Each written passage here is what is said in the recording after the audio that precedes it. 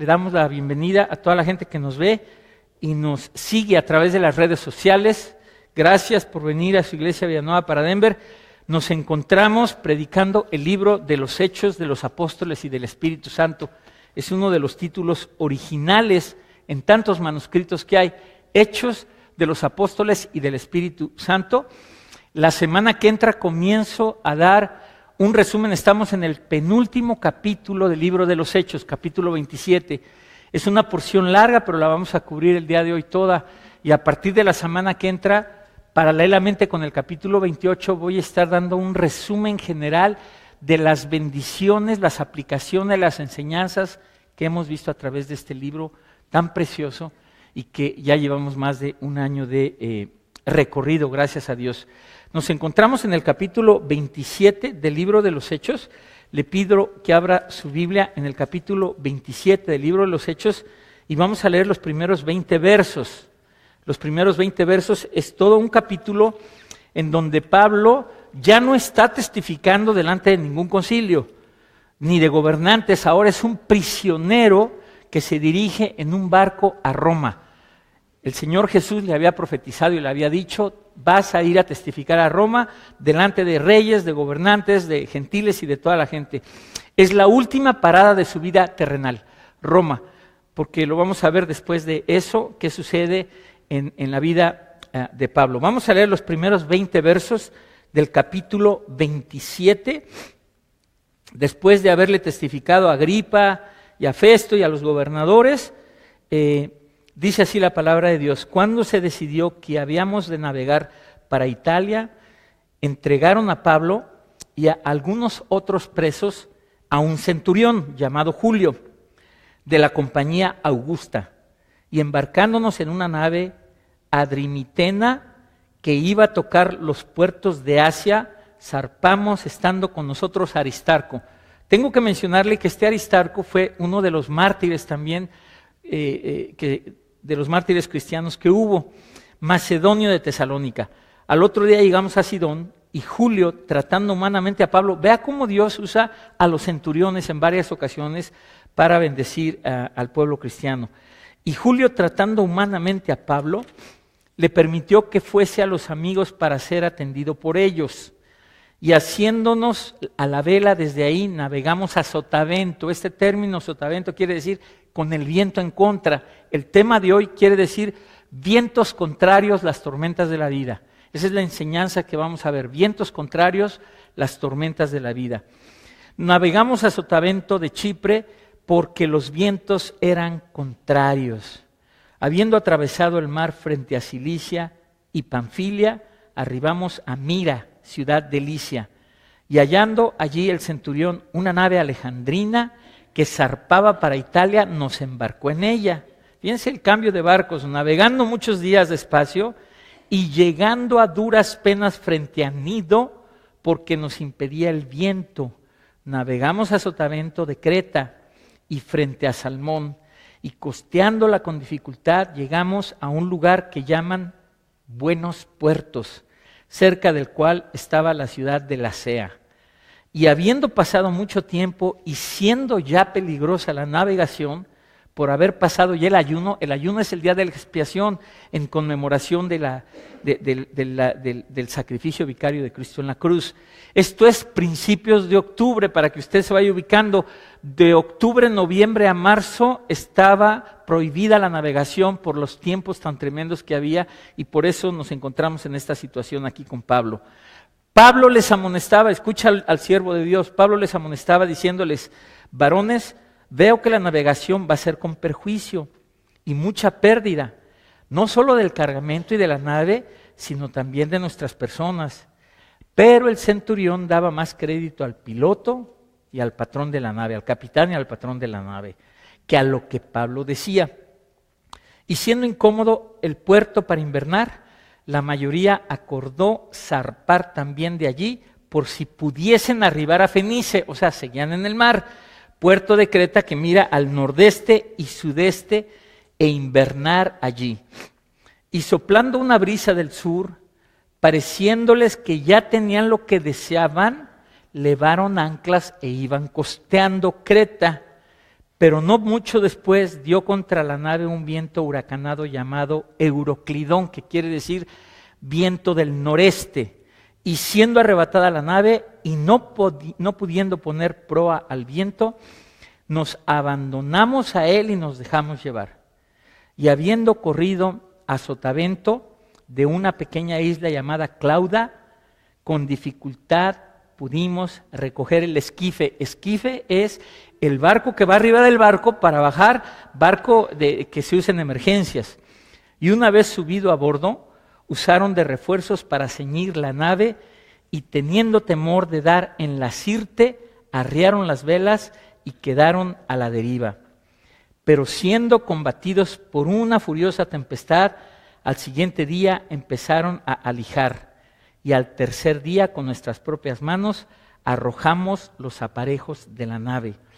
Y no apareciendo ni sol ni estrellas por muchos días y acosados por una tempestad no pequeña, ya habíamos perdido toda esperanza de salvarnos.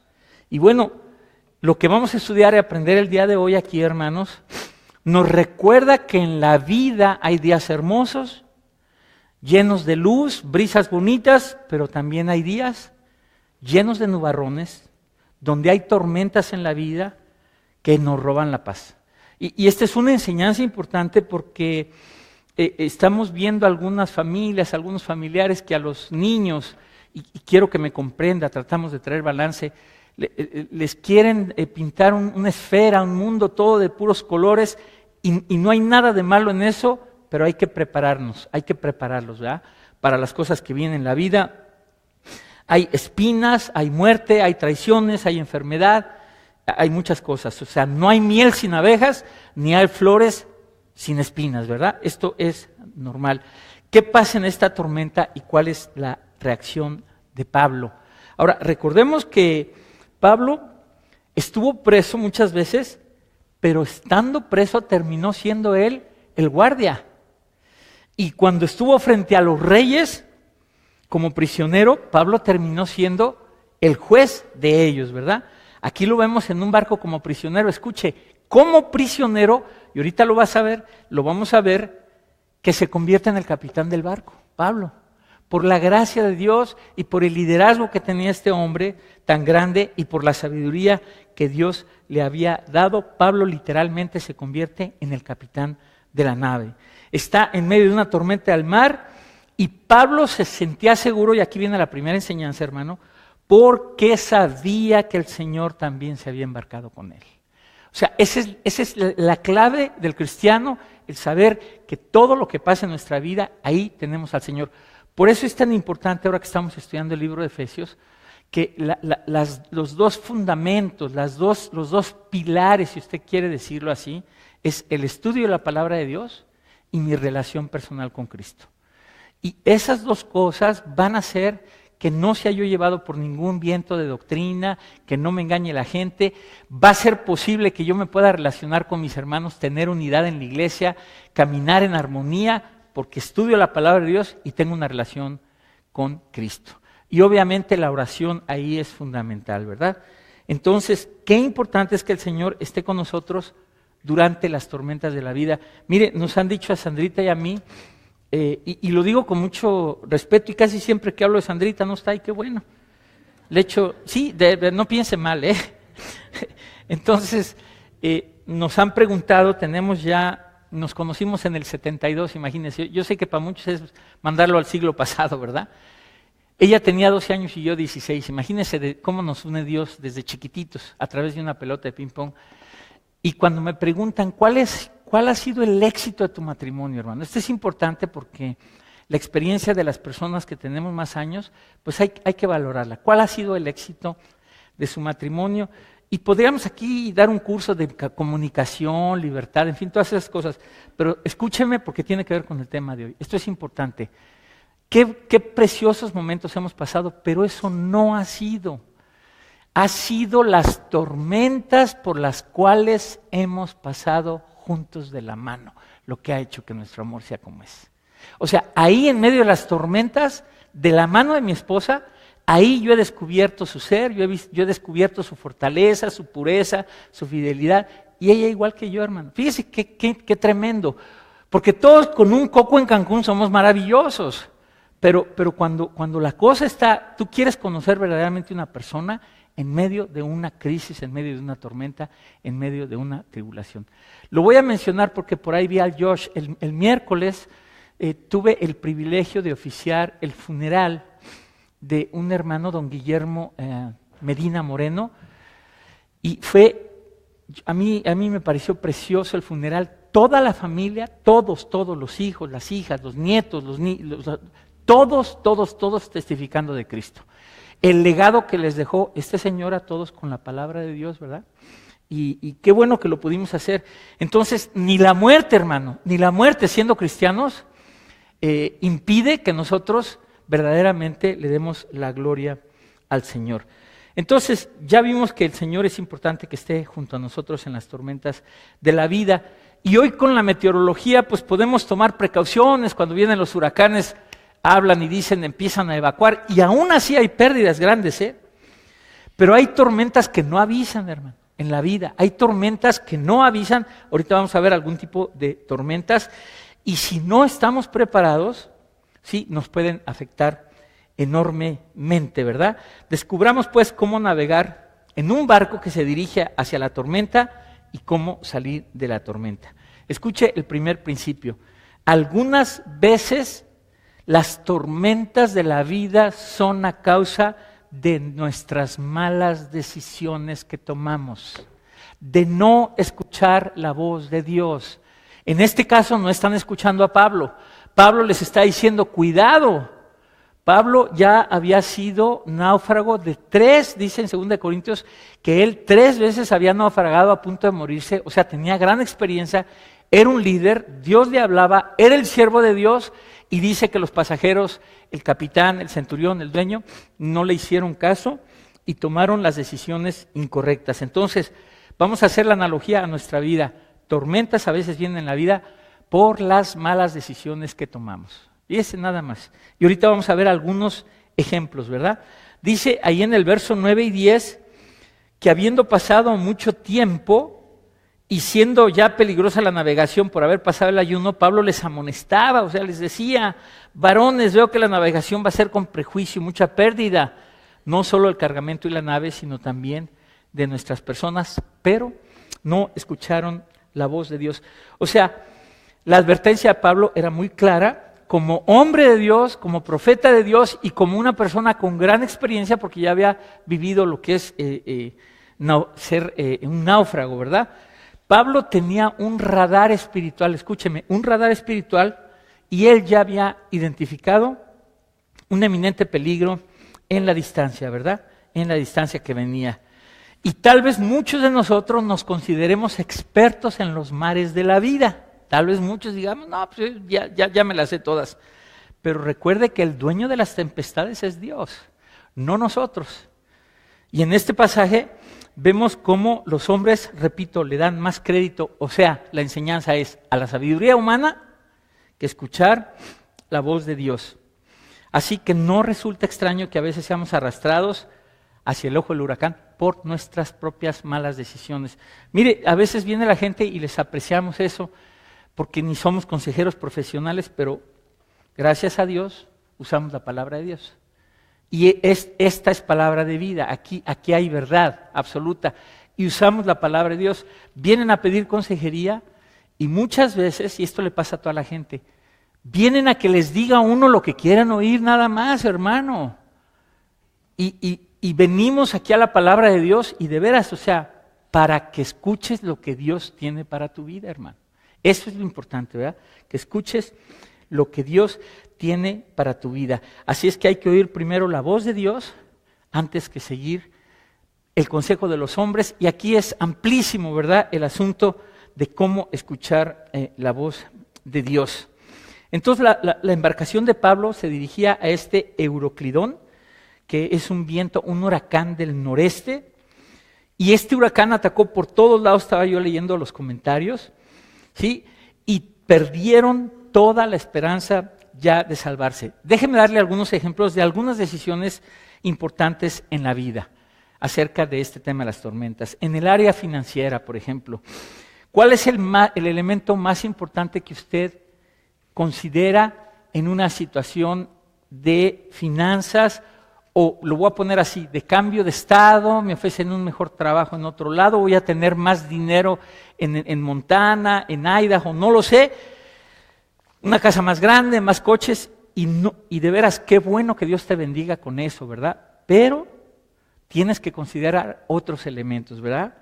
Y hemos tenido hermanos que en ocasiones nos han preguntado, hermano, tengo esta oportunidad, y nos permiten darles un consejo y les decimos, hay que evaluar todo, tu familia, tu iglesia, tu vida espiritual, y no estamos reteniendo a nadie, hermano, pero haz un análisis, una evaluación balanceada para que puedas tomar las decisiones correctas. Que no sea nada más el dinero, que no sea nada más que voy a ganar más dinero porque entonces vas a perder otras cosas. Qué bueno que te esté yendo bien, pero que no pierdas tu familia espiritual, que no afecte al crecimiento de tus hijos, el futuro espiritual de tus hijos, ¿verdad? Poniendo un ejemplo pequeño ahí en la cuestión de las finanzas. Tormentas conyugales, decisiones equivocadas que tomamos en tormentas conyugales. A lo mejor nuestros papás se divorciaron y ahí vamos pensando inmediatamente a divorciarnos, y la consejería ha rescatado muchísimos matrimonios que pensaban, que creyeron, ¿sí?, que ya no tenían solución. De hecho, conocemos algunos matrimonios de los más sólidos y nos cuentan, algún día en la vida estuvimos a punto de separarnos, ¿verdad? El cambio de iglesia, hermano, ya no me diga, que todos conocen. Por ahí en la mesa de materiales tenemos un material muy bueno que dice algo así como,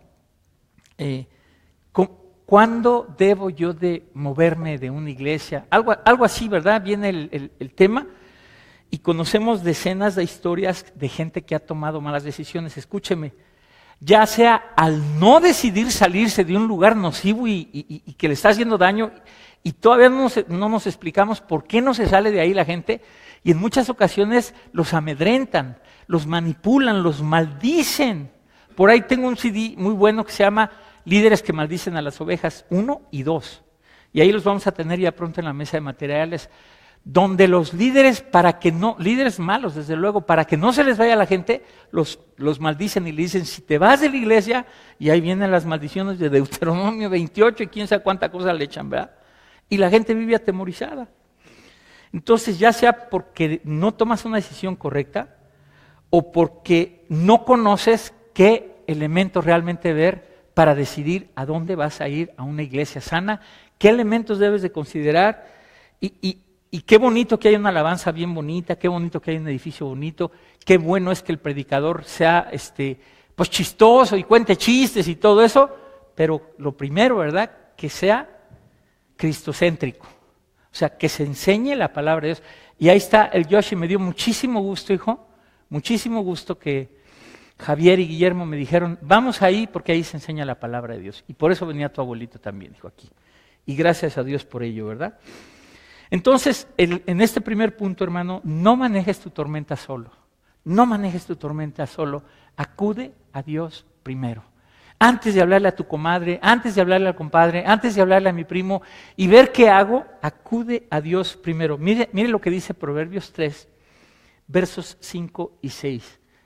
Fíate de Jehová de todo tu corazón y no te apoyes en tu propia prudencia. Reconócelo en todos tus caminos y Él enderezará tus veredas. Deja y permite que en tus tormentas el primero que participe, primero al que consultes, sea al Señor, la palabra de Dios, antes que la sabiduría humana. Y también hay que recordar, hermanos, que cuando está la tormenta, yo quiero que lo sepas, Jesús está a bordo de ese barco también. Jesús está a bordo de ese barco, y vamos a leer ahora del 21, nos quedamos en el 20, del 21 al 26. Mire lo que dice Pablo. Entonces Pablo, como hacía ya mucho que no comíamos, puesto en pie, en medio de ellos, dijo, habría sido por cierto conveniente, oh varones, haberme oído, y no zarpar de Creta, tan solo para recibir este perjuicio y pérdida. Pero ahora os exhorto a tener buen ánimo, pues no habrá ninguna pérdida de vida entre vosotros, sino solamente de la nave. Porque esta noche ha estado conmigo el ángel de Dios, de quien yo soy y a quien yo sirvo, diciéndome: Pablo, no temas, es necesario que comparezcas ante César, y he aquí te he concedido a todos los que navegan contigo. Dios le está diciendo a Pablo: no te preocupes, no se va a perder absolutamente nadie, aunque la nave se despedace. Por tanto, oh varones, otra vez las palabras de este líder: tened buen ánimo, hermano, en medio de la tormenta. Ten buen ánimo, no te hundas, hermano. Tienes al Señor Jesús. Porque yo confío en Dios que será así como se me ha dicho. Con todo es necesario que demos en alguna isla, ¿verdad? O sea, los pasajeros del barco aquí ya, todos 276, ahorita lo vamos a ver, bueno, 277 con el Señor Jesús, no 276, ahorita lo vamos a ver. Ya le están haciendo caso a Pablo, o sea, ya Pablo ya es el capitán del barco ahí, ¿verdad? Fíjese lo que es el liderazgo y la dirección. Qué importante es esto, hermano. Allá hablando en los estudios que tantas veces hemos estudiado esto de Dios me dijo, de si el profeta, que si alguien viene con una palabra de Dios, pues no lo mandes a volar, sé respetuoso, ¿verdad? Pero ¿cómo escuchar a alguien cuando llega y te dice: Dios me dijo esto para tu vida, hermano?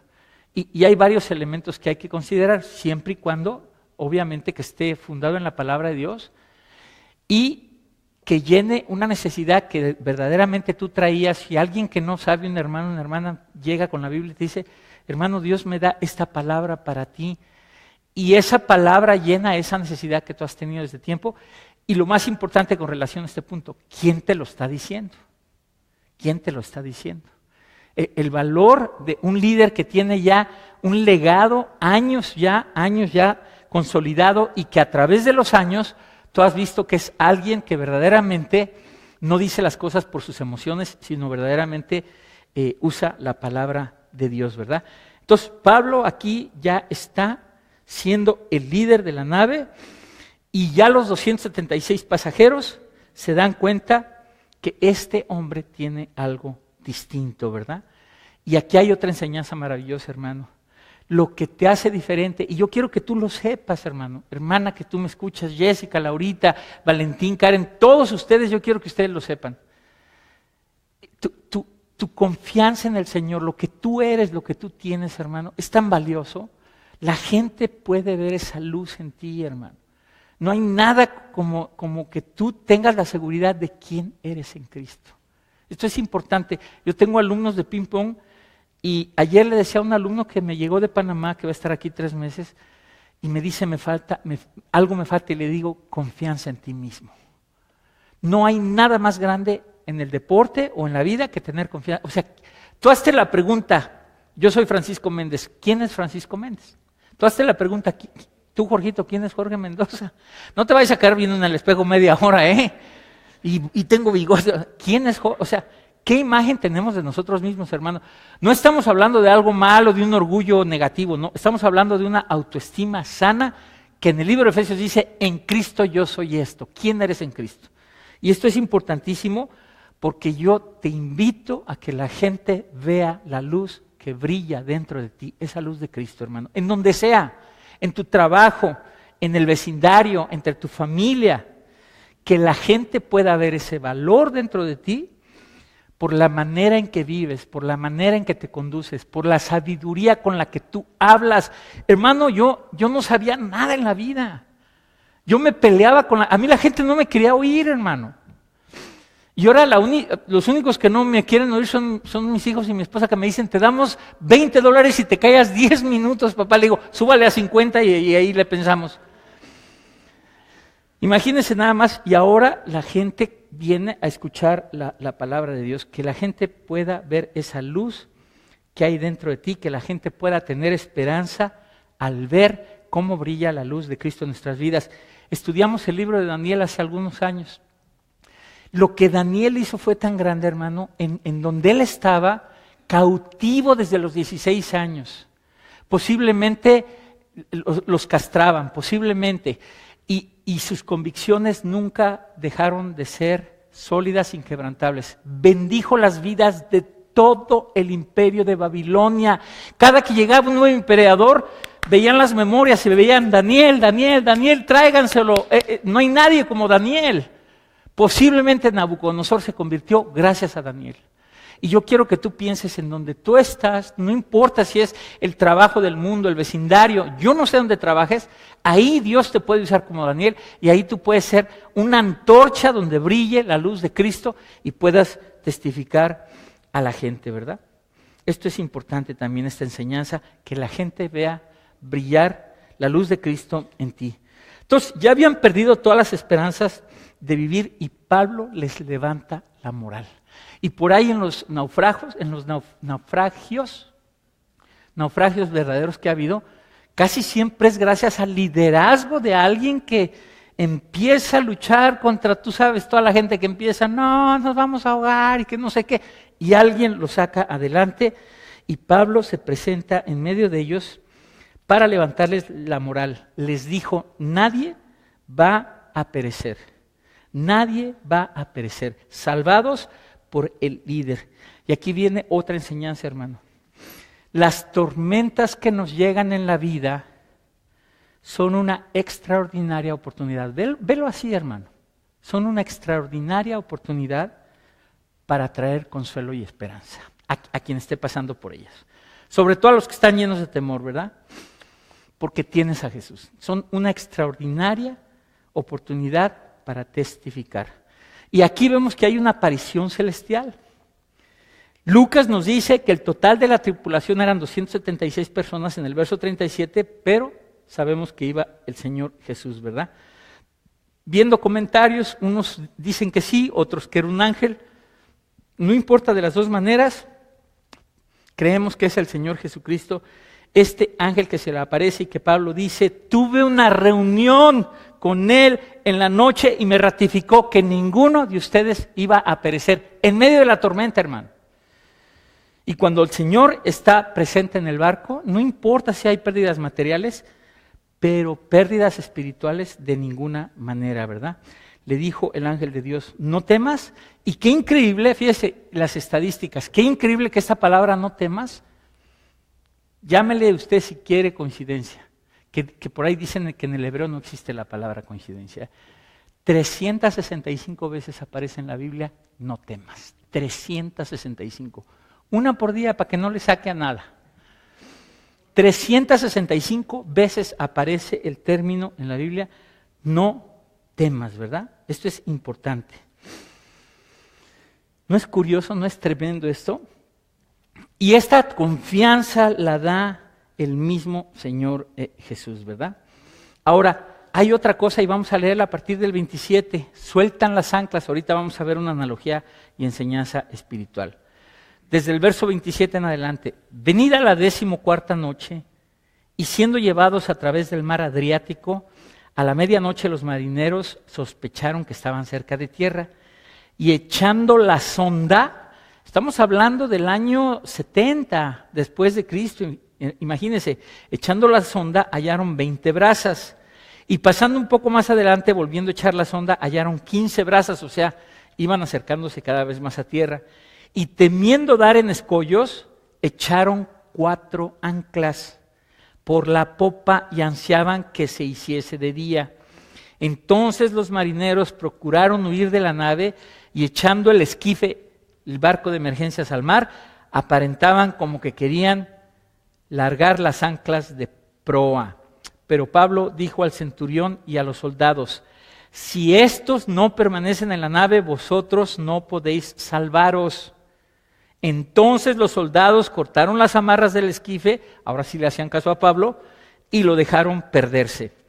Cuando comenzó a amanecer, Pablo exhortaba a todos a que comiesen diciendo, este es el 14º día que veláis y permanecéis en ayunas sin comer nada. Por tanto, os ruego que comáis por vuestra salud, pues ni aun un cabello de la cabeza de ninguno de vosotros perecerá. Y habiendo dicho esto, tomó el pan y dio gracias. Mire, esta expresión, no creo que se puso a comer una torta, Esta expresión es la Santa Cena, hermano. Todas las veces donde tú encuentras en la Biblia que Pablo toma el pan y da gracias, está celebrando la Santa Cena. Y mire en qué contexto, para que cuando celebremos la Santa Cena usted sepa, no vamos a venir como robots a hacer algo mecánico, que sepamos que ahí hay paz, que ahí hay libertad, que ahí hay perdón, que ahí hay ánimo, que ahí hay esperanza. En medio de la tormenta, Pablo parte el pan y da gracias a Dios en presencia de todos, y partiéndolo comenzó a comer. Entonces todos, teniendo ya mejor ánimo, comieron también. Y éramos todas las personas en la nave 276. Y ya satisfechos aligeraron la nave, echando el trigo al mar, o sea, iban quitando peso. Cuando se hizo de día, no reconocían la tierra, pero veían una ensenada que tenía playa, en la cual acordaron varar, si pudiesen, la nave. Cortando pues las anclas, las dejaron en el mar, largando también las amarras del timón, e izada al viento la vela de proa, enfilaron hacia la playa. Pero dando en un lugar de 2 aguas, hicieron encallar la nave, y la proa hincada quedó inmóvil, y la popa se abría con la violencia del mar. Entonces los soldados, fíjese todos los problemas que surgen, entonces los soldados acordaron matar a los presos, para que ninguno se fugase nadando. Ahí viene otra vez la intervención de Dios a través del centurión. Pero el centurión, queriendo salvar a Pablo, Dios usando este centurión, les impidió este intento y mandó que los que pudiesen nadar se echasen los primeros y saliesen a tierra. Y los demás parten tablas, parte en cosas de la nave, y así aconteció que todos se salvaron saliendo a tierra. Fíjese, estas anclas, vamos a hacerlo así, son recursos en medio de la tormenta. Escúcheme, recursos en medio de la tormenta. El primer recurso que yo quiero que usted piense cuando hay una tormenta, en medio de las tribulaciones, es el recurso del testimonio y de dar gloria a Dios, hermano. No importa cómo sea. Algunos de ustedes les he compartido la historia que muchos de ustedes vivieron junto con nosotros de cerca cuando mi hijo casi se deshizo la pierna. Estábamos en un estudio bíblico por ahí del 2008, 2009, y me habla Paulita: papá, vente con mamá, el Panchito se deshizo la pierna, está fea la cosa. Pues vamos para allá. Y durante todo ese proceso, hermano, de veras, ahí es donde yo pude ver la fortaleza de mi esposa, diario, mañana, tarde y noche y madrugada, orando por el niño y no orando, y si usted lo hace de otra manera, de veras no lo critico, pero nunca orando con tristeza, sino declarando que tienes algo, Señor, maravilloso, en esto te vamos a glorificar, no sabemos por qué, pero tú eres grande, tú tienes algo bueno para mi hijo. Y fue una bendición tan grande cuando mi hijo, al término, para no hacer la historia larga, al término de todo el problema que tuvo, dijo: nunca he experimentado más el amor de Dios en mi vida que a través de esta lesión. Nunca he podido ver más el amor de mi mamá y de mi hermana que a través de esta lesión. Nunca había podido ver tanta gente preocupada por mí hasta ahora que tuve esta lesión. Y todas las cosas contribuyen para bien a los que aman a Dios. Hermano, de ahí nos tenemos que agarrar. Glorifique a Dios, dé testimonio, ¿sí?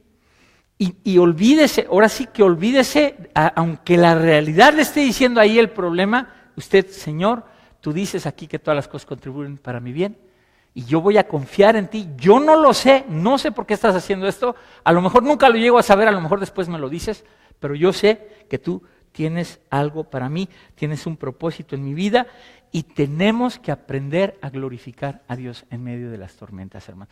Si no estás ahí, no te critico, hermano, no te critico, de veras, porque hay lugares donde te exigen, donde no, está bien, ahí vienes, pero aprende, hermano, trata de comenzar ahí con lágrimas: Señor, me siento bien de la patada, pero mira, gracias, Señor, ahí voy, ya dije gracias, pues, ya empecé. No importa, ¿me entiende? Segundo recurso o ancla: ¿quiénes somos en Cristo, hermano? Estamos en un estado de gracia maravilloso. O sea, tú sabes quién eres, alguien que ya no eres esclavo. Ya no eres esclavo, ya pasaste de tinieblas a luz. Ya estás libre, eres adoptado, tienes una herencia maravillosa. Tienes la provisión para el presente, tienes a tu familia, tienes a tu esposo, tienes a tus hijos, respiras todos los días. Hermano, no hay de qué quejarse. Una de las cosas que más me impactó de toda tu familia, Josh, fue que dijeron en el día del funeral, mi papá nos enseñó con una galleta, la partía en 8 pedacitos, así de a caricatura, y felices con una galleta. Había comida, comida. No había comida, igual de felices. Qué grandeza es eso, hermano. Ya deja de quejarte. Yo tuve doctorado en queja, es horrible. Miren, un día que di clase de queja allá abajo y aquí ya me estaba peleando con un cable. Yo dije, ¿qué estás haciendo? Todos los días que te levantes y le hagas, gracias Señor, me diste vida, tú controlas mi aliento, aquí tengo a mi esposo, mi hijito, lo voy a gozar, mi pastor maravilloso. Charros. Si no me animo yo, ¿quién? Riquezas futuras, hermano. Confía en ese recurso del Señor. Ahí le va otra. El ancla, el recurso de la oración. Y fíjese lo que dice. Vamos a 1 Corintios 14:15. Qué increíble esto, ¿eh? Y aquí hay debates teológicos, que qué es orar en el Espíritu, qué es orar en el entendimiento. Véngase. 1 Corintios 14. Nos estamos alimentando de la preciosa palabra de Dios. ¿Qué pues? Oraré con el Espíritu, pero oraré también con el entendimiento. Cantaré con el Espíritu, pero cantaré también con el entendimiento. Hermano, con el entendimiento, o no sé ni qué decir, gime, llora y Señor, aquí te entrego. Y Él sabe la carga que traes ahí, el recurso de la oración en medio de la tormenta. Ahora que se venden milagros, hermano, ahora que se venden milagros y que ven por tu milagro, y el domingo 17, y venga por su milagro, $30 la entrada, pero hay milagros. Payasos mentirosos, póngase a orar y va a ver la paz que viene inmediatamente, ese es un milagro. Póngase a orar y después de orar vas a decir, ¡qué bárbaro! ¡Qué bárbaro! Imagínense nada más. Esos son milagros de verdad. Otro recurso, hermano, ahí le va Lilianita, el recurso de la alabanza. El recurso de la alabanza, hermano. Ponte a cantar, hermano. Ponte a cantar, ponte a alabar al Señor, hermano, en medio del desastre. En Hechos 16 vemos a Pablo con cepos en la cárcel, con cepos, y se pone a cantar. Y como resultado, imagínense, se rompen las cadenas, se abre la puerta, hasta el guardia le salvó la vida porque se quería matar y le dijo, cálmate, tienes que conocer al Señor primero, ya después haces lo que quieres. Increíble, hermano, increíble. ¿Qué tenía este hombre que se ponía a cantar? Y tú, porque alguien te vio feo, ya no vienes a la iglesia. Lo voy a volver a decir como por 40ª vez. El hermano así tiene su ojo, no te ve feo, tiene su ceja mala, lo operaron y tiene su cejita alzada. No te está viendo feo. El recurso de la alabanza es importantísimo. No te va a fallar ni uno de estos recursos, hermano. El darle gloria a Dios, la oración, hermano, ¿sí? La alabanza. Increíble. ¿Usted se acuerda cuando Jonás, ya cerrando, se acuerda cuando Jonás, qué le pasó? ¿Sabe por qué que Jonás, no es que sea un desobediente, ¿sabe por qué no quiso ir? Porque Nínive los maltrataba al pueblo de Israel, eran los opresores del pueblo de Israel. Dios lo manda a Nínive, a Jonás, y estos hombres oprimían a Israel, y Jonás dijo, no, pues ¿cómo voy a ir a esto? Y Dios lo mandó allá y lo tuvo que meter a un pez gigante, 3 días y 3 noches, y Jonás desobedeció y regresó, y le dijo Dios, tienes que ir a predicarles a estas gentes. Escuchemos la voz de Dios, hermano. Escuchemos la voz de Dios, porque esto es importante, ¿verdad? Con el diluvio de Noé, 40 días y 40 noches, y Dios los protegió, hermano. Y Dios los protegió a todos ellos. Que podamos glorificar a Dios en medio de las tormentas. Vamos a orar. Padre Celestial, gracias, Señor. Bendito seas. Señor, aunque nadie de nosotros queremos más pruebas o más tribulaciones, porque tú sabes que somos humanos. Señor, enséñanos a darte las gracias en medio de ellas. Como dijo Job, Jehová Dios dio, Jehová Dios quitó, Sea bendito el nombre de Jehová. En pruebas y no pruebas. Y dice Pablo, porque he tenido a tener contentamiento, he aprendido a tener contentamiento en persecución, en abundancia, en escasez, en todo absolutamente. Señor, enséñanos a glorificarte en medio de las pruebas. Enséñanos a sacar la enseñanza que tú quieres, Señor. Muchas veces es de corrección esa tormenta. Sabiendo que tú nos proteges, Señor. Te damos gracias, Señor. Que podamos comenzar a decirte gracias, Señor, en medio de las tribulaciones. Y no sé dónde te encuentres tú, hermano, en qué nivel de agradecimiento. Fácil dar gracias por las cosas buenas, está bien, qué bueno. Fácil dar gracias por las cosas no malas que me suceden. También gracias por las cosas que nos pasan, sabiendo que la mano de nuestro Creador está ahí en medio de nosotros. Te damos gracias en el nombre de Jesús por todas las situaciones que pasan en nuestra vida, Señor.